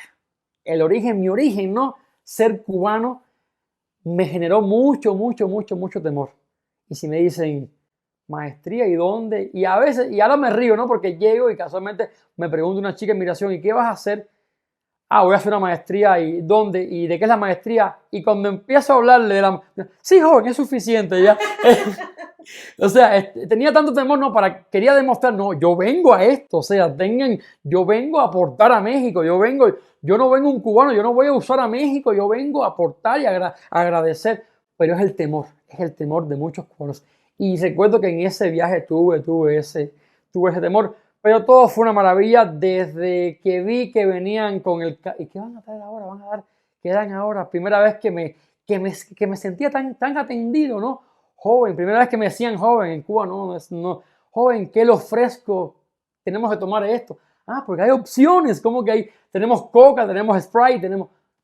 ¿Cómo se llama? Yo ni sabía ni pronunciar. Sprite. Ah, ¿qué es? Ah, mira, es un refresco. Ah, botanas. ¿Qué le ofrezco de botanas? ¿Qué son botanas? O sea, desde ese momento, de esas 2 horas y media, estaba conociendo cosas completamente nuevas que son comunes para 130 millones de mexicanos posiblemente. Para mí no lo era, ¿no? Y para los compañeros que estábamos en el vuelo, ¿y qué es eso? ¿Y qué son? Ah, botanas. Sí. O sea, algo, y ahora yo ya me quejo, digo, qué poco dan de comer las aerolíneas, ¿no? Sí. Dan unas papitas y un refresquito. Sí. Oye, a veces es tan caro el vuelo, porque el vuelo a Cuba es bien caro, y dan tan poco en la aerolínea, y yo me quedo con hambre a veces no te da tiempo a comer en el aeropuerto por los tiempos. Sí, ya te envolvió el capitalismo por completo. Y en ese momento estaba deslumbrado, decía, wow, papita. Y sentía, qué cantidad, un refresco. Yo pensé, es para compartir. No, es para ustedes, es entero el refresco. Y ahora sí cuestiono más porque lógicamente ya me he mexicanizado, ¿no? Pero en ese entonces era una cosa de locos. No lo conocía. No lo conocía. Yo estaba pensando en cuál fue tu shock cuando llegaste a la ciudad y viste, o sea, pero el shock viene desde que te ofrecen desde refresco. Que sales. No, desde que sales. No, esa es otra historia, llegando, ya son otras experiencias. Pero Pero entonces, a ver, aterrizas, llegas con la de migración, le ya. explicas tu maestría y luego, Y ya de ahí, ya cuando salgo de migración, que ya digo, ya entré a México, ¿no? Porque cuando sales de migración, ya salí con mi maleta, con todo. Digo, bueno, ¿ahora qué? Voy para Puebla. En este momento, pues, en primer lugar, yo estaba, ya cuando yo salí de la atención de migración, que es la primera atención, que es el filtro que te angustia, ¿no? Vienes de Cuba, lo que sea, primera vez. Ya después yo me dediqué un poco a, esto es México. Decía, wow. El aeropuerto no dejaba de mirarlo. Decía, ¿cómo es posible? El aeropuerto de Cuba es un aeropuerto que está, como todo el país, detenido en el tiempo. Es un aeropuerto de construcción rusa de la década del 60, sin anuncios, nada, yo veía anuncios. O sea, esa es una cosa que yo quería ver. Yo decía, ay, primera vez que voy a ver un anuncio. Porque en Cuba no existen los anuncios. En Cuba es, viva la revolución, todo por la revolución, patria o muerte, venceremos. Y aquí decía, este anuncio, mira, sí, este actor, mira, están anunciando una marca. Algo que ya tenía una noción, había investigado, ya sabía dónde, pero verlo por vez primera, es una, como dice mi papá, es una maravilla, ¿no? Era una maravilla realmente. El aeropuerto estaba deslumbrado, sin haber salido del aeropuerto estaba deslumbrado. Y ahí me tocó buscar pues, el autobús, ¿no? Le pregunté a un policía, voy para Puebla, ¿dónde tomo mi autobús? Aquí, sube. Y tuve que caminar cantidad, era en el tercer piso, digo, wow, o sea, aquí hay un tercer piso para un autobús. ¿Cómo con un tercer piso está el autobús? Y después desciendes hasta el estacionamiento. Todo me llamaba la atención. Y el viaje lo disfruté muchísimo. Porque me dijeron, Puebla es una ciudad que está elevada, a más de 2000 metros sobre el nivel del mar. Vas a sentir, y estaba acondicionado, que no lo siento ya, no lo siento en la Ciudad de México, que es una ciudad muy elevada. Pero me dije, fíjate la respiración, puede ser que te suba la presión. No, me sentí muy tranquilo. Yo me vine directamente a Puebla. Además, entré con 3 días de atraso. Ya había empezado mi maestría y yo no, por cuestiones del pasaje, tuve algunas complicaciones y ya tenía que el otro día comenzar ya pues las clases, mis clases de la maestría. Oye, Sí. Michelle, ¿y cómo viajaste? ¿Con qué me refiero? ¿También ya tenías la lana para el camión y esto? Sí, por supuesto, porque yo me dedicaba a vender, les comenté, me dedicaba a vender coches, porque la beca te pagan 1 o 2 meses después. Yo reuní mi dinero. O sea, mis padres no, ni podían, ni tenían. Yo vine a México con esfuerzo propio. Yo estuve 2 años vendiendo coches, reuní mi dinero. Yo llegué a México con 30,000 pesos mexicanos. Llegué con 30,000 pesos mexicanos. La beca eran de 10,000 pesos aproximadamente. Pero llegué en agosto hasta octubre, no fue que me pagaban la beca. Normalmente demoraba 2 meses. Era con carácter retroactivo, te pagaban los 2 meses anteriores, pero mientras tanto, ¿de qué te mantenías, no? Llegué. Y de hecho, recuerdo, mira, ahora recuerdo que ya no existe en el aeropuerto de la Ciudad de México, en las casas de cambio, en aquel entonces, y eso demuestra el flujo constante que hay de cubanos. En Cuba no eran dólares americanos, eran CUC, era la moneda CUC, que es el equivalente al dólar americano. Y yo llegué llegué como con 2,000 y tantos CUC, eran como 1,500 CUC, y los vendí. O sea, en las casas de cambio del aeropuerto de Ciudad de México te compraban el CUC, lo cambié a peso mexicano, porque venían tantos cubanos que las casas de cambio les era negocio cambiar el CUC, y yo vine con CUC, no fue con dólar americano. Es el equivalente, pero la moneda se llamaba, ya no existe. Y en aquel entonces cambié, sí. Yo vine con mi propio dinero y me mantuve, tenía mi renta, ya un amigo me había conseguido una renta, ya pagué mi renta, todo completo. Los primeros días fueron tremendos, ¿no? a ver, ¿cuál fue tu primer comida? Mira, yo salí, llegué, fue una cena, no la voy a considerar primer comida porque un amigo me invitó con su esposa y ni recuerdo bien, fueron unas botanas, no tenía ni hambre, no comí nada en el aeropuerto en Ciudad de México, cené como a las 10 de la noche, 11 que llegué a Puebla, pero mi primera comida fue al otro día fue una quesadilla, con un amigo que me llevó a comer una quesadilla, porque me acompañó a hacer algunos trámites, ¿no? Hacer algunos trámites como del internet, algunas cosas que tenía que hacer, y tenía creo que clases en la tarde ese primer día, y en la mañana ya yo salía a caminar y me decía, soy el único cubano, estoy rodeado de mexicanos. ¿Qué quiere decir? No estoy en Cuba, o sea, estoy en otro país, estoy en México, lo logré, estoy rodeado de otra cultura, estoy rodeado de otra, el acento, escuchaba el acento y lógicamente y mil historias ahí. Sí, ir a otro país es un shock muy grande. Es muy porque una fuerte. cultura totalmente No, es muy distinta. fuerte, es muy fuerte. Ahora venir del comunismo al capitalismo. Y no es lo mismo, mira, no es lo mismo ir, por ejemplo, vives en la Ciudad de México y vas, no sé, a Madrid. Pues sí, son dos ciudades caóticas. Cambia el acento, la comida, pero yo digo que no normal. O sea, lógicamente la capacidad de asombro está presente, sí, estás viajando y eso es una experiencia tremenda. Pero dices, vivo en Ciudad de México, en un supermercado encuentro de todo y en Madrid también de todo, varía lógicamente que si las bebidas, que si los panes, pero en mi caso es salir de un país donde no había nada a un país abundante como México, donde lo encuentro todo. O sea, cuando yo fui a sacar mi internet, digo, ¿cómo? ¿El internet es para todo el mes? Puedo tener internet en la casa. Señor, porque en Cuba yo tenía que ir al parque a conectarme con... La red Wi-Fi estaba en el parque, eran espacios públicos y aquí me encuentro con los parques, la red es gratis. O sea, vas a muchos lugares y te encuentras la red Wi-Fi gratis. Son todos esos contrastes, todos esos choques que cuando vienes como un país, como lo es Cuba, no, estás en otra dimensión prácticamente. Digamos, Michelle, que fue instantáneo, ya una vez que aterrizaste, llegaste y empezaste tu primer tarde aquí, que dijiste, yo de aquí no me voy. Fíjate que no sé si de ese primer momento, pero sí dije, esto es maravilloso, esto sí está fuera de serie. Esto está fuera de serie, aquí voy a poder lograr muchas cosas, pero ya eso fue todo un proceso, ya cuando yo empecé, no sé, 2 meses, fui a Cuba en diciembre, tuve la oportunidad de ir a Cuba en diciembre, llegué en agosto y en diciembre pasé fin de año a Cuba, dije, yo creo que, mamá, me estoy enamorando de México, yo creo que si se me da la oportunidad, me quedo y vengo de visita a Cuba. Ya fue un shock de vuelta. Sí, ya de vuelta. Y eso también lo reafirmaba en la medida que visitaba Cuba. Porque decía, oye, sí, salí de aquí, viví aquí toda mi vida, pero ya me choca lo que vivo en Cuba. O sea, ya me choca la realidad dura de Cuba porque ya conozco otra. O sea, volvemos al mito de la caverna. Antes estaba conforme con las velas y con la luz de las antorchas de la caverna, pero es que ya conocí las estrellas, la luna y el sol, y créame que es una luz que brilla mucho más. Regreso a mi caverna, pero esta no es la verdad. Y también que en Cuba no se muestra toda la verdad. Esta no es la verdad del funcionamiento del mundo.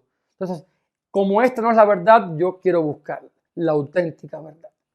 Entonces ya dije, no, de aquí no. A los 2 o 3 meses que regresé, dije, yo creo que puedo encontrar una vida en México. Y claro que es todo un proceso desde el día de hoy. Una cosa es deslumbrarte, o sea, el enamoramiento no es amor. Claro, wow. En un momento yo estaba enamorado de México porque tenía comida, porque tenía libertad, porque podía hacer cosas que en Cuba...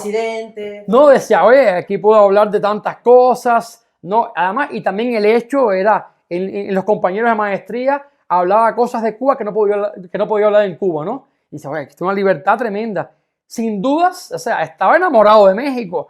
Oye, puedo ir a un restaurante, puedo comer, puedo hacer el súper de lo que me dé la gana con mi dinero. Pero después el amor llegó con el tiempo. Con el tiempo dije ya, no, de México no me voy. Claro. Y bueno, entonces llegas, te empiezas a enamorar, después lo empiezas a amar, pero tú estabas trabajando, tú estabas estudiando la maestría.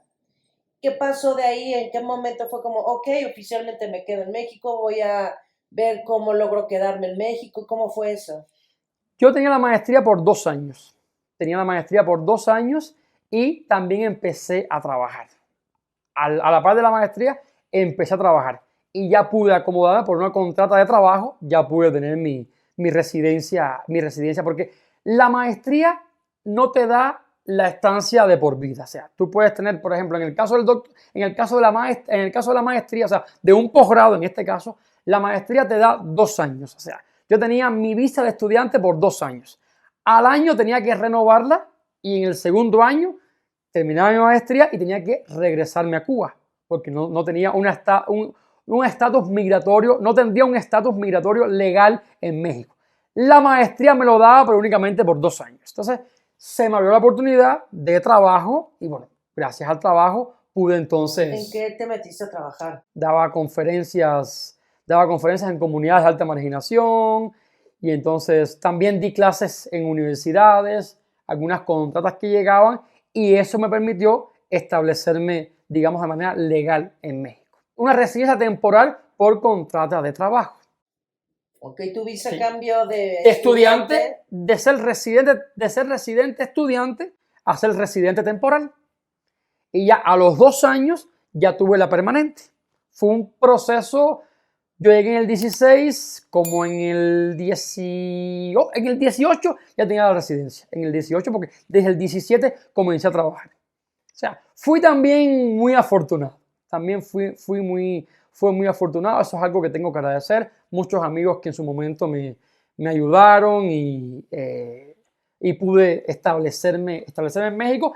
Y además que tuve también la oportunidad en el año 19, entré a un doctorado que me daba 4 años más de estancia en México. Aunque ya en ese momento ya no me hacía falta la residencia de estudiantes porque ya tenía la temporal. O sea, yo entré al doctorado siendo ya residente temporal en México. Sí. Que de hecho, muchos extranjeros, en este caso muchos cubanos, hacen maestría después doctorado porque da un margen de 6 años siendo estudiante. Ya después cada quien decide si se queda, si se va, ya es cuestión de decisión personal. Pero sí fui muy afortunado en ese aspecto. Y entonces empiezas el doctorado y ya, ¿y en qué momento conseguiste la residencia no temporal, sino la definitiva? La consigo como en el 2020, como a los 2 años de trabajo, ya te dan la residencia permanente. Todo esto Esa por que el tengo. trabajo. Por el trabajo. Correcto. Ok, y eres casado. Soy casado, Eres feliz. casado y eres youtuber. Sí. Platícanos de esas dos cosas. Primero de toda la situación de tu esposa y después cómo lanzaron el canal de YouTube. Platícanos eso, por favor. Sí, mira, mi esposa, bueno, estamos casados hace un año, decidimos casarnos. Nos casamos el 24 de febrero del año pasado, del 2023. Pero somos ya marido y mujer desde el año 2020 que emprendimos los dos una aventura juntos. Voy un poquito hacia atrás, ¿no? Una aventura juntos a Morelia. Ahí yo cursé mi doctorado. Mi esposa cursó su maestría. Ella es graduada en economía. Ahí hizo una maestría ambos en la misma universidad, en la Universidad Michoacana de San Nicolás de Hidalgo, allá en Morelia. Le debemos mucho a Morelia porque nos unió mucho como pareja, consolidó nuestra relación. Claro, se fueron solitos. Nos fuimos solitos a vivir ahí, nos encanta Morelia. Nosotros nos conocimos en el año 2018, desde ese año nos hicimos novios y fue un amor muy lindo, hemos construido cosas muy hermosas y además hemos estado desde un inicio de la relación, nuestra relación ha estado marcada por pruebas, porque nos hicimos novios un 26 de mayo del 2018 y yo me iba para Europa un 29 de mayo. Iba a ser una estancia de investigación para concluir mi maestría, una investigación que hice en España y estuvimos casi 2 meses separados. Y en una relación que inicialmente está floreciendo, empezando, pues quieres estar con tu pareja pues verte con frecuencia. Y yo creo que eso marcó solidez, ¿no? Le dio mucha seriedad porque ambos nos esperamos. Muchas relaciones, bueno, 2 meses de distancia, pues ¿sabes qué? Terminamos porque esto no va a funcionar. Sí, nos dimos la oportunidad, nos seguimos conociendo y nos enamoramos muchísimo. Y empecé el proyecto del canal en el año 2020. Yo tenía esa espinita del periodismo que te contaba en un inicio en Cuba, de comunicar cosas, de comunicar ideas. Y dije, voy a iniciar el canal. Y el canal nació en Morelia. Allí inició como todos los comienzos, ¿no? Como un proyecto que a veces sabes lo que quieres, pero los comienzos siempre son muy difíciles. Y ahí empezó todo. Ya puedo decir que es toda una carrera en YouTube, de la cual me siento muy orgulloso y con el apoyo siempre incondicional de mi esposa. Somos un equipo. El canal lo creé, lo pensé, pero ella siempre ha sido mi motor, mi brazo derecho. siempre está apoyándome. Incluso somos un matrimonio que nos apoyamos mucho porque yo tengo mi familia en Cuba, yo voy a Cuba, yo he traído a mis padres desde Cuba a México y ella me apoya muchísimo. Lo comprende, o sea, hay mucha comprensión de parte de mi esposa. Sí, porque las parejas vaya, cada pareja lleva sus finanzas como mejor les parece, ¿no? Pero hay muchas parejas que las finanzas son compartidas, que ambos trabajan, que ambos aportan a la economía del hogar. Y en este caso, evidentemente, tu esposa aporta a la economía del hogar, son finanzas compartidas. Entonces, el hecho de que tú inviertas en ir a ver a tus papás, en traerlos, en las finanzas de tu esposa también las está compartiendo con su familia política, ¿no? Ahí tenemos algo bien, porque eso es algo que a veces, incluso ya que tocas este tema, eso genera siempre en nuestra comunidad, ¿no? Específicamente en la comunidad que nos sigue, siempre genera mucho tipo de polémicas. Yo tengo el apoyo incondicional de mi esposa y tanto mi mamá como mi papá son para ella como unos padres, ¿no? Y su mamá es para mí como una madre. Su papá lamentablemente falleció cuando ella era apenas una niña. No tuve la oportunidad de conocerlo. Ella no se crió con su papá, bueno, murió, tenía 8 años mi esposa.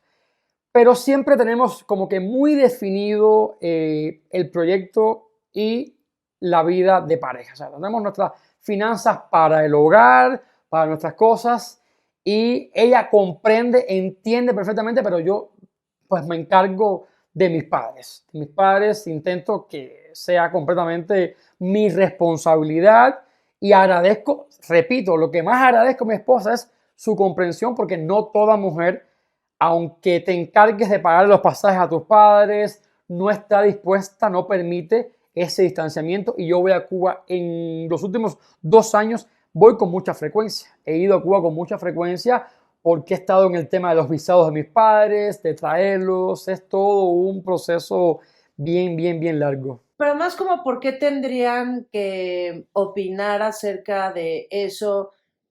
Nada más por el hecho de que seas cubano y tu realidad sea venir del comunismo, porque muchísimas parejas mexicanas, ahorita hablando en particular de México, pero vaya, en todo el mundo, pues el esposo o la esposa mantienen a los papás, o si no los mantienen, los ayudan mucho y ahí no se cuestiona nada, ¿no? Sí. ¿Por qué se tendría que cuestionar en tus circunstancias? Lo que pasa es que hay un estereotipo que lamentablemente muchos cubanos hasta el día de hoy seguimos sufriendo, ¿no? Que es el estereotipo que se cree que el cubano, en este caso hombre, en mi caso, que el cubano que vive en México es mantenido de su esposa, ¿no? Hay muchos cubanos que vivimos en México, digo vivimos, me incluyo, que trabajamos, que tenemos vida propia, que tenemos familia en Cuba, pero que nos encargamos con nuestros propios ingresos de ayudar, porque es nuestra decisión, a nuestra familia en Cuba. Porque es el clásico comentario de que tu esposa mexicana te mantiene y de paso a toda la parentela. O sea, pobrecita. Ese es el clásico comentario. Pobrecita, tiene que mantenerte y también tiene que mantener, o sea, ¿de qué modos, no? Porque son pasajes de avión, porque son muchas cosas. O sea, no creo que toda mujer mexicana en este caso pudiese soportar, porque mi mamá ha venido 2 veces a México, mi papá ya vino una vez, próximamente vendrá nuevamente mi mamá con su esposo, que no es ni mi papá, ¿no? Si nos ponemos en ese plan feo, ¿no? De creer, es estereotipo, es el clásico estereotipo que seguimos cargando muchos cubanos. Y yo te comentaba, me casé con mi esposa por amor, ¿no? Es el clásico, ya te aplicaron la cubanada, como le dicen a muchos mexicanos. Ya el cubano te aplicó la cubanada. Está contigo por ser ciudadano. Yo ni soy ciudadano, yo soy residente permanente. Yo soy residente permanente desde hace varios años y lo soy por tus medios. Por mis medios, no lo soy por mi esposa, no. Mi esposa siempre me dice, ¿no?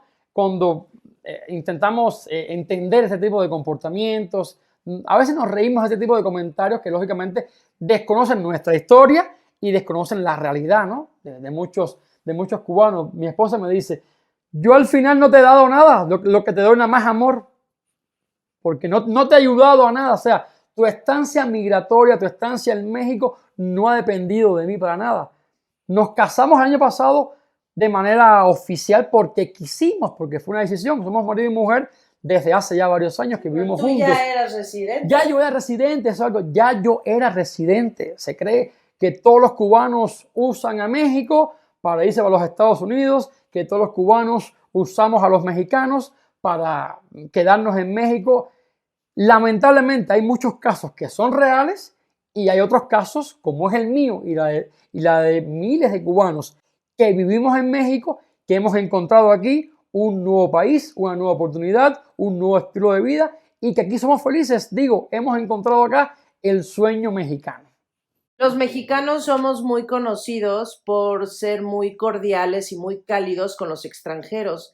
Entonces yo pienso que en vez de criticar las circunstancias en las que viven los extranjeros aquí, pues los debemos abrazar y entonces que realmente seamos las personas cálidas que decimos ser, ¿no? No, y lo son eso sin duda. Yo en México, el hecho de ser extranjero, el hecho de ser cubano, en el 99.99 de los casos, los puedo decir, me siento súper querido, por algo he decidido vivir en México, pero aquí son casos como que muy puntuales y yo creo que eso tiene un trasfondo. Son historias, yo creo que esos comentarios a veces emanan de historias traumantes de mexicanos, mexicanas que han tenido con cubanos, cubanas, que han sido objetos de traición, de engaño, de sentirse usados y manifiestan ese sentir con cubanos que tienen una relación linda con una mexicana, como es mi caso. O sea, yo perfectamente, te voy a decir algo, yo perfectamente, no, yo podría estar casado con una cubana acá en México. Aquí en México hay miles de cubanas, pero me gustó una mexicana. No es cuestión de cubana, alemana y china. Me gustó México y me gustó una mexicana y es mi esposa. ¿Cómo se conocieron? Nos conocimos en La Ibero, allá en La Ibero de Puebla. Ella estaba en su último año de carrera, de la licenciatura. Y yo en un evento, porque yo iba a muchos eventos, organizaba eventos en mi época de maestría para La Habana, organicé varios eventos académicos y ahí estábamos en un evento, nos sentamos juntos y bueno, ya como decimos en Cuba, le eché el ojito, nos pusimos a platicar, nos pedimos el número y bueno, ahí empezamos a escribirnos. Empezó la relación, nos conocimos en ese momento y la relación empezó vía WhatsApp, empezamos a escribir. Hasta un día ¿qué te parece? Un día vamos por un café y ahí fuimos a un café en el centro de Puebla. Ahí tenemos una fuente que decimos que esta fue la fuente que nos unió, ¿no? Porque tuvimos nuestra primera cita, nos fuimos por un café y yo creo que una cosa fue llevando a la otra. Ahí la conquista de un cubano con una mexicana. Muy bien. Oye, Michelle, y entonces la idea del canal, de tu canal de YouTube, era meramente periodística. ¿Qué buscabas plasmar en tu canal de YouTube? La idea que yo estaba manejando era mostrar las experiencias de un cubano viviendo en México. Mostrar esos contrastes que existen entre Cuba y México. Y tenía lógicamente dos elementos fundamentales. Soy cubano, viví 29 años en Cuba y estoy ahora viviendo en México. Yo creo que tenía los elementos suficientes para poder comparar, ¿no? Y siempre comparo y un modo es abrir un poco los ojos, ¿no? Y lo digo así, a veces en México yo siento, y lo puedo decir por el entorno familiar, que damos por sentadas muchas cosas. O sea, en México la abundancia, el acceso a tantas cosas, las damos por sentadas, ¿no? Y a veces incluso hasta nos podemos quejar de cosas que no tenemos en el momento preciso. Y digo, momento, de verdad les digo, que en Cuba no hay esto, y en México no lo veo así, o sea, ya sintiéndome parte de la cultura mexicana, sintiéndome parte del país, porque así me siento, digo, pues yo no lo veo así. O sea, quiero mostrar esa realidad, viajar a Cuba, mostrar una realidad en Cuba y contar esa experiencia en México, establecer esos patrones de comparación para, yo creo que valorar aún más el país que tenemos, en el país que estoy viviendo, que es México, del cual me siento muy orgulloso. Establecer esos contrastes y era básicamente la idea. Me ha permitido después traer a mis padres, que son experiencias de una generación mayor a la mía, ¿no? Si bien pude conocer yo la abundancia con 29 años, ellos la están conociendo con más de 60 y casi 70 años tiene mi papá, ¿no? O sea, si mi experiencia no es suficiente, la de mis padres aún más, que son una generación que ha conocido menos y que ha vivido muchísimo, muchísimo más, ¿no? Yo siempre fue la intención agradecer las oportunidades que he tenido en México. O sea, es un canal de blog donde cuento básicamente mi vida diaria como cubano que vive en México, ¿no? Siempre intento hacerlo con un carácter crítico, con un carácter objetivo, intento no alejarme de la realidad, no, porque recibo a veces muchos comentarios que únicamente quizás personas que llegan nuevas al canal, sí, nada más conoces la parte linda de México. No conozco, de verdad que conozco todos los contrastes, ¿no? Y por eso valoro aún más vivir en México y valoro las posibilidades que me da México, porque he conocido el México pobre, el México desolado, el México de las comunidades de alta marginación. Sí conozco, sí he tenido la oportunidad de conocer todos esos contrastes. Y hoy en día, ¿cuál es tu opinión emocional, no política, emocional de Cuba? Sigue siendo mi patria. Yo creo que eso nunca va a cambiar. O sea, nunca voy a renunciar, aunque me haga mexicano, nunca voy a renunciar a ser cubano. Eso es algo que me va a marcar toda la vida. Eso es algo que nunca voy a abandonar.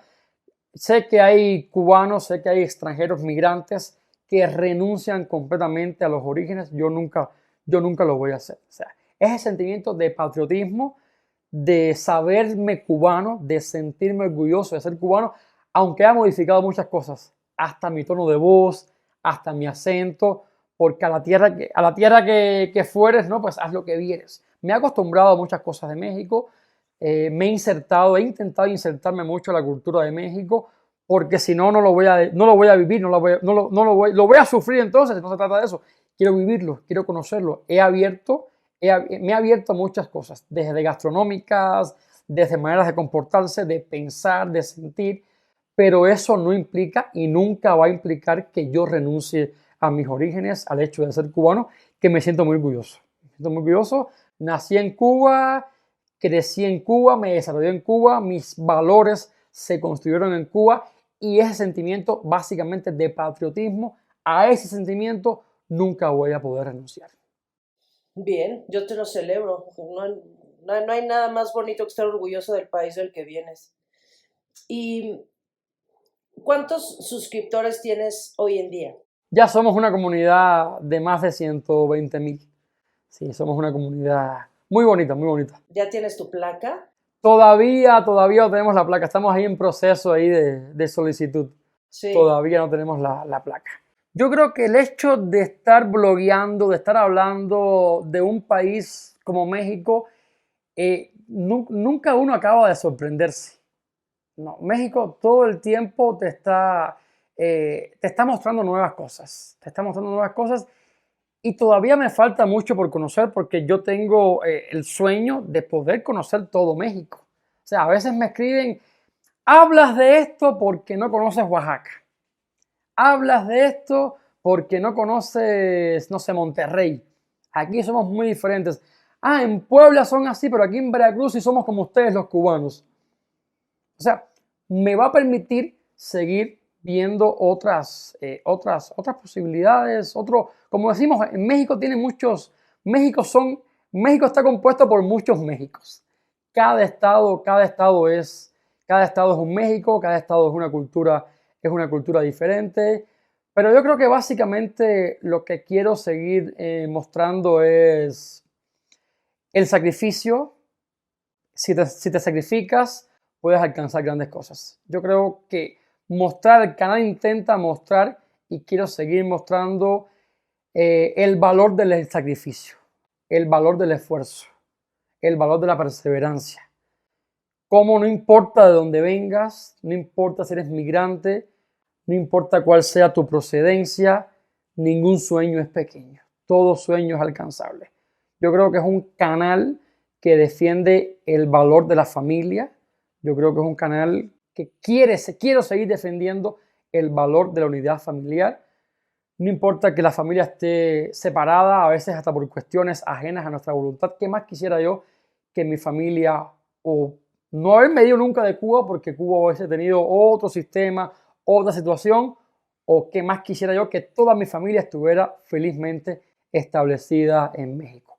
Eso no es posible por muchísimos factores, pero yo creo que lo que quiero seguir transmitiendo es el sentimiento de luchar, de no detenernos nunca. Si uno abandona las armas, va a caer en la depresión. Si uno abandona las armas, va a perder la esperanza. Es nunca, nunca, nunca abandonar las armas, incluso en los momentos más difíciles. He pasado por momentos muy difíciles.